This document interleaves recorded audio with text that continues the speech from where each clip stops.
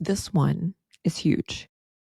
This one is the cheese on top. Burnout will whisper, you are a bad therapist. You can't hack it. And that is shame, honestly. That is that shame layer that seals the whole bad lasagna, making it impossible to feel like you can make it better, that you can improve.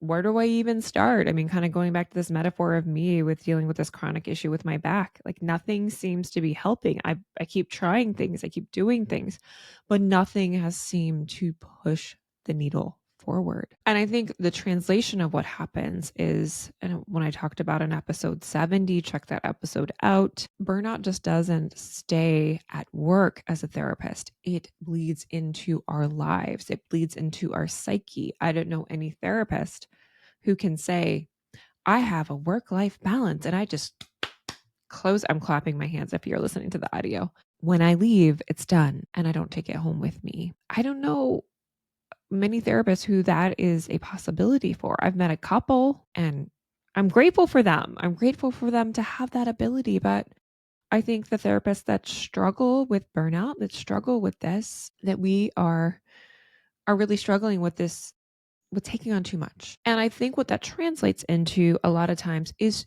those mental health symptoms. And I think a lot of time burnout can be masked depression, or both are existing together, and it follows you everywhere, just like depression does. And I think if you are in the throes of depression, certainly listen back to that episode just to know that there's treatment, that there are ways to help you recover from that.